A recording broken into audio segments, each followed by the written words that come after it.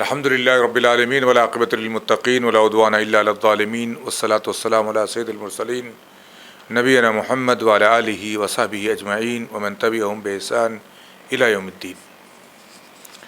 معزز ناظرین کرام و مشاہدین اعظام، ہم لوگ کتاب احکام رمضان کے سلسلہ وار دروس لے رہے ہیں، اور اس سے پہلے ہم نے رمضان کے روزے کب قضا کرنا چاہیے، کیا اس کا مؤخر کرنا درست ہے یا اس کو فرصت ملتے ہی اول وقت میں قضا کر لینا زیادہ بہتر ہے، یہ بحث ہم نے پڑھی تھی۔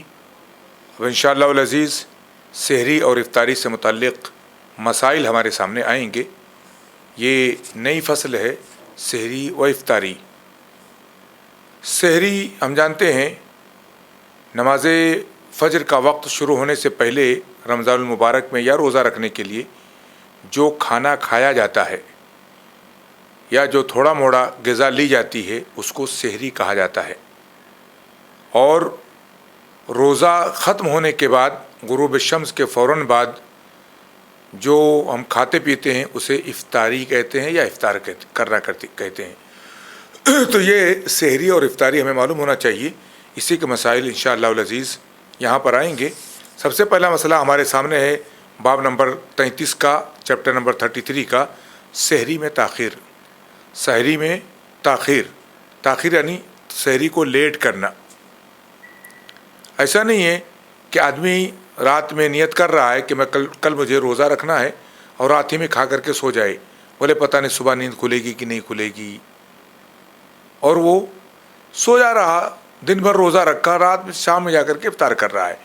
تو یہ چیز درست نہیں ہے۔ سحری کا اپنا ایک ٹائم ہے، اسی ٹائم پر سحری کو کرنا چاہیے، اور بہتر یہ ہے کہ سحری کو مؤخر کیا جائے، اور اس کا وقت جو ہے صبح صادق سے پہلے تک ہے، صبح صادق سے پہلے تک ہے، گویا صبح صادق کا طلوع ہونا اس کا آخری وقت ہے۔ مسئلہ ہے سحری کا شرعی حکم کیا ہے۔ سحری کھانا مستحب ہے۔ مستحب یعنی واجب و فرض تو نہیں ہے، اور نہ ہی کہا جائے کہ مباح ہے، آپ کھا لیں تو ٹھیک ہے، کوئی بات نہیں۔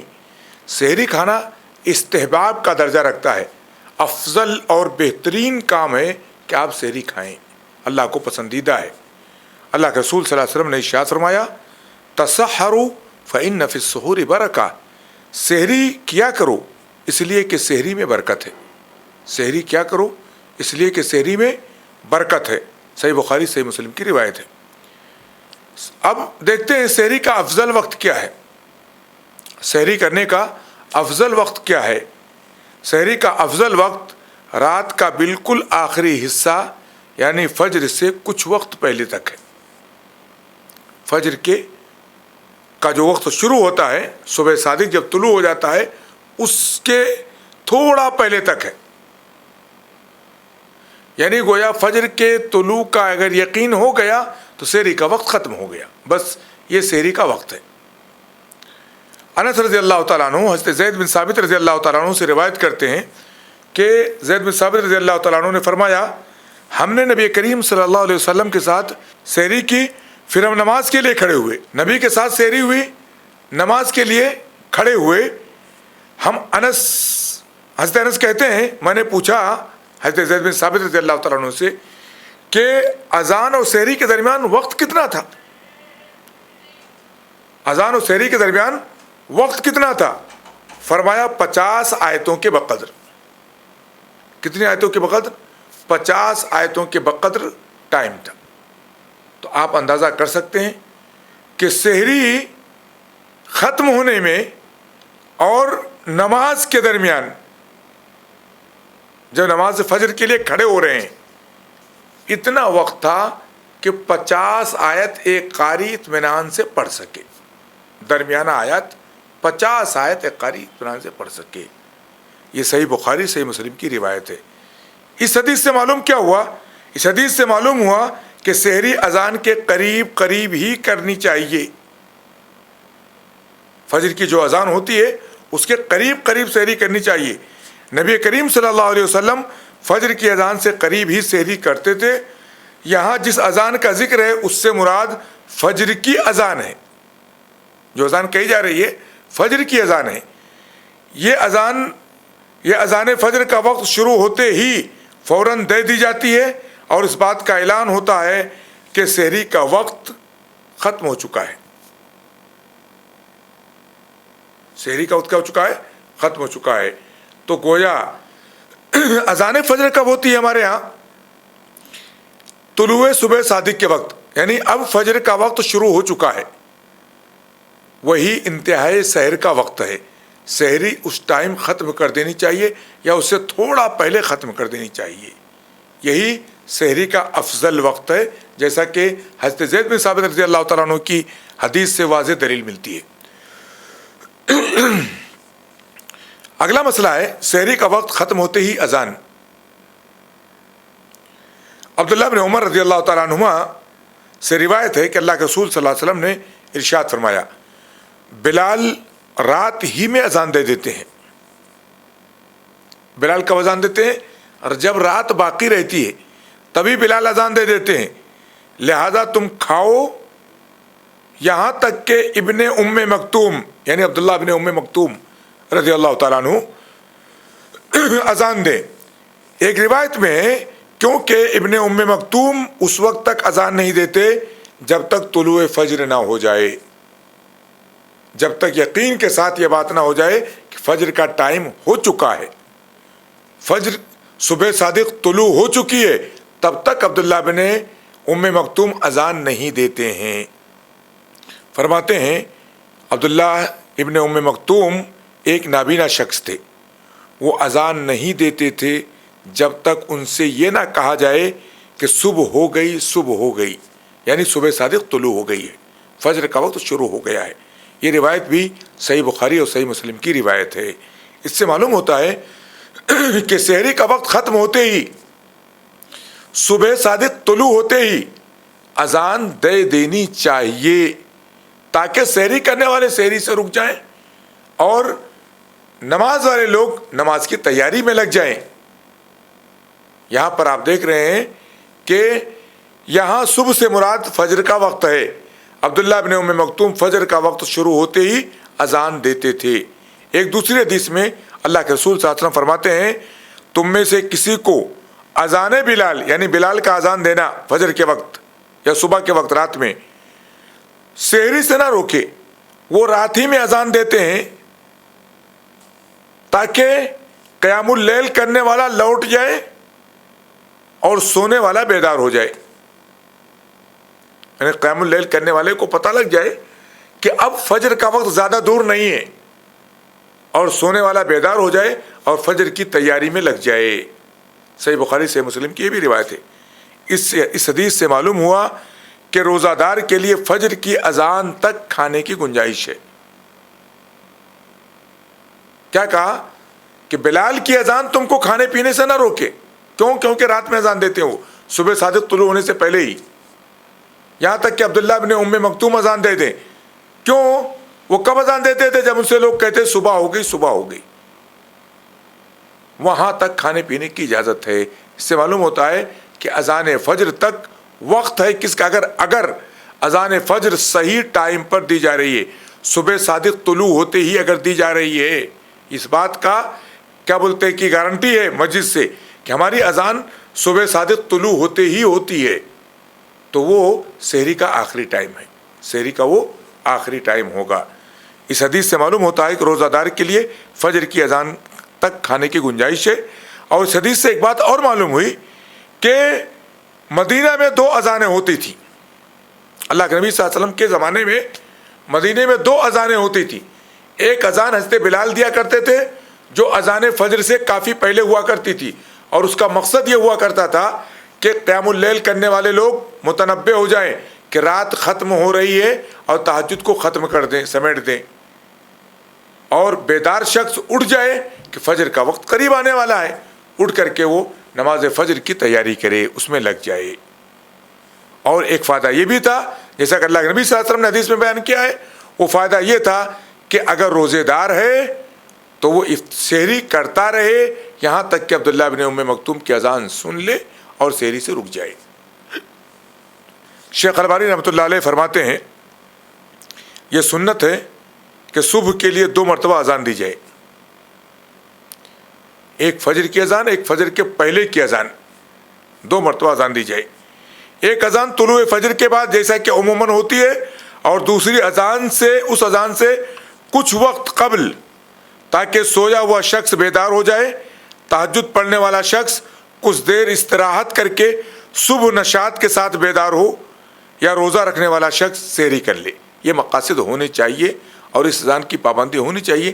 بعض جگہوں پر، ہمارے یہاں ہندوستان میں بھی بعض جگہوں پر رمضان کے مہینے میں ان اذانوں کا اہتمام کیا جاتا ہے، یعنی ایک جو ہے سحری کی اذان کے نام سے لوگ دیتے ہیں، اور دوسری اذان جو ہے وہ فجر کی ہوتی ہے۔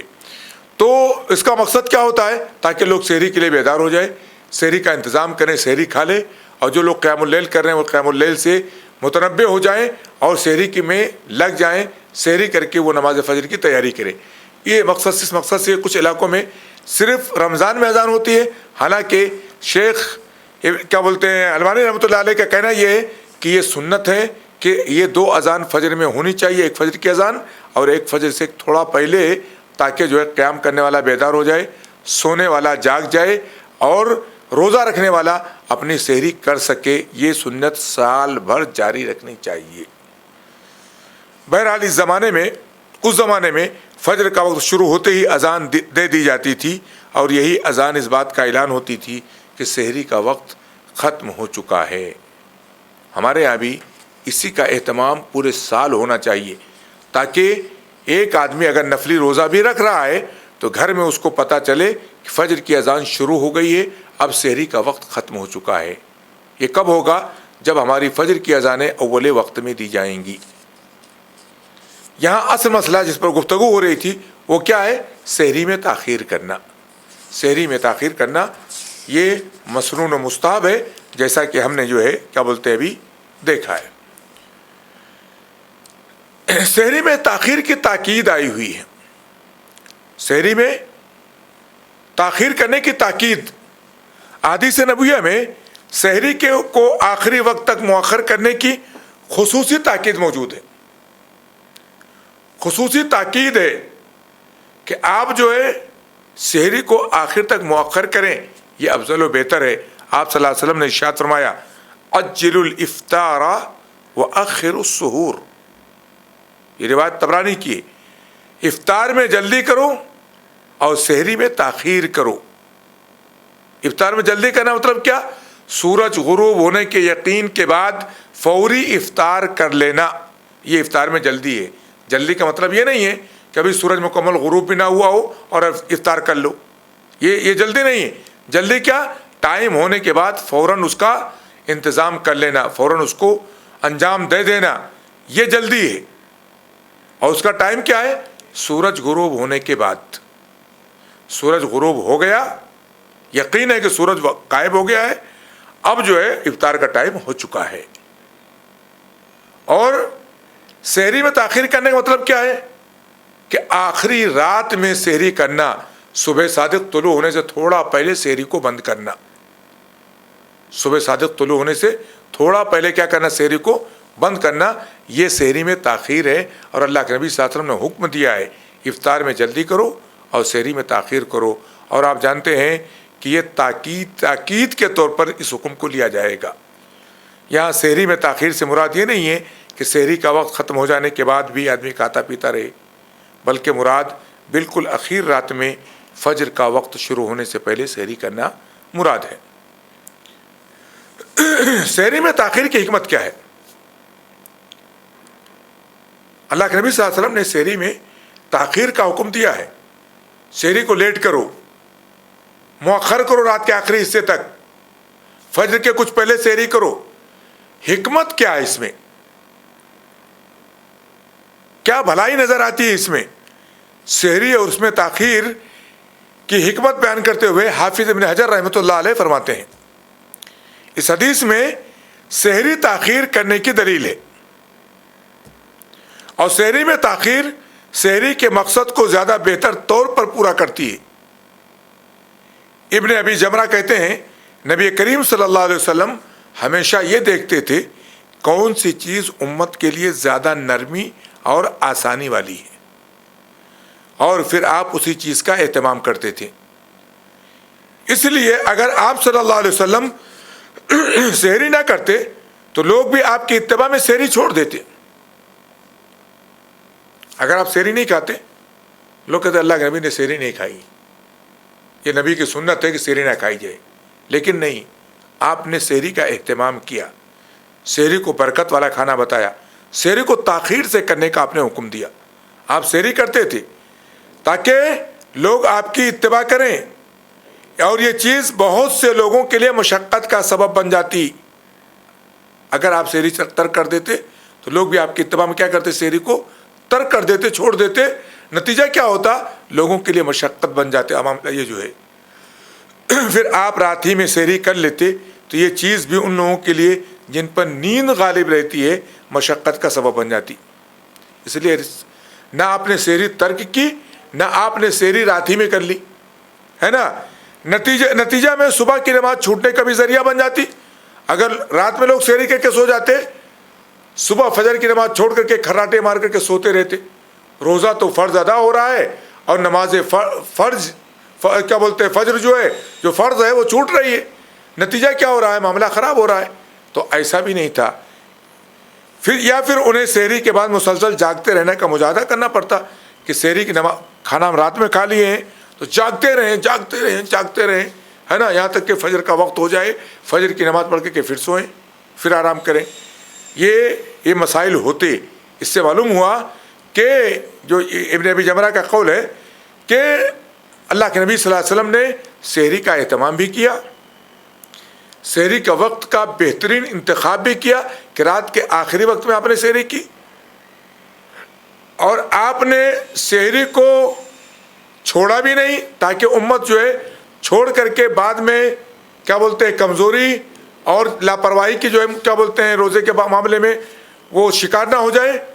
تو یہ تمام حکمتیں ہیں جو اللہ کے نبی صلی اللہ علیہ وسلم نے سحری کے تاخیر کرنے کے بارے میں اپنائی ہیں۔ تاخیر کرنے میں فائدہ کیا ہوتا ہے کہ آدمی رات میں اطمینان سے سو بھی جاتا ہے، صبح جب اٹھتا ہے تو اس کا وقت ضائع نہیں ہوتا ہے، سحری کھاتا ہے اور اذان ہو جاتی ہے، نماز کی تیاری کرتا ہے، باجماعت نماز کا اہتمام کر لیتا ہے۔ سحری کھاتا ہے تو اس کو توانائی اور طاقت بھی مل جاتی ہے، پورے دن کا روزہ رکھنا اس کے لیے کیا ہوتا ہے، آسان اور بہتر ہوتا ہے۔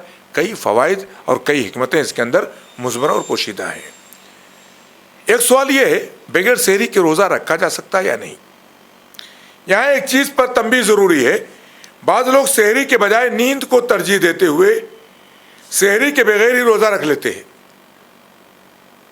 بعض لوگ ہیں اسے رات میں کھائے پیے 1 بجے 2 بجے سو رہے ہیں اور بغیر سحری کھائے ہوئے پورے دن کا ان کا روزہ گزر رہا ہے۔ یہ مناسب نہیں ہے۔ ایسا کرنے سے اولاً تو سحری کا ثواب چھوٹ جاتا ہے۔ سحری کرنا ثواب کا کام ہے، سحری برکت کا کھانا ہے۔ تسحروا فإن فی السحور برکہ، اللہ کے نبی نے کہا سحری کیا کرو، سحری میں برکت ہے۔ یہ برکت والا کھانا اس کا چھوٹ جاتا ہے، سحری کا ثواب اسے چھوٹ جاتا ہے۔ دوسرا یہ کہ دن بھر کمزوری کے سبب آدمی عبادات میں بھی سستی کرتا ہے، اس لیے روزے دار کو سحری ضرور کرنی چاہیے۔ لیکن اس کا یہ مطلب نہیں کہ بغیر سحری کا روزہ قبول نہیں ہوتا، اس کا مطلب نہیں ہے۔ اگر کسی دن آپ کی سحری چھوٹ گئی یا آپ تھکے ہارے تھے، سو گئے، سحری نہیں کر پائے اور اگلے دن بغیر سحری کے روزہ رکھ رہے ہیں تو روزہ انشاءاللہ قابل قبول ہوگا۔ شیخ عبداللہ رحمانی، شیخ الحدیث مبارک پوری رحمۃ اللہ علیہ فرماتے ہیں روزہ رکھنے کے لیے سحری کھانا بلا شبہ سنت مؤکدہ ہے، سنت مؤکدہ ہے، تاکیدی سنت ہے۔ سحری کھانا افضل ہے تو اسے ہمیں نہیں چھوڑنا چاہیے۔ اور قصداً بلا عذر سحری نہ کھانا، تسحروا فإن فی السحور برکہ، جو اللہ کے نبی نے حکم دیا ہے سحری کرو، بے شک سحری میں برکت ہے۔ صحیح بخاری صحیح مسلم کی روایت ہے۔ اور حدیث فصل ما بین صیامنا وصیام اہل الکتاب اکلہ السحر، کہ ہمارے روزے کے درمیان اور اہل کتاب کے روزوں کے درمیان فرق کس کا ہے؟ سحری کھانے کا ہے۔ گویا سحری کھانا یہود و نصارہ کی یہودیوں کی مخالفت ہے، نصارہ کی مخالفت بھی ہے، لیکن قصداً بلا عذر سحری نہ کھانے کی صورت میں روزہ ضرور صحیح ہوگا۔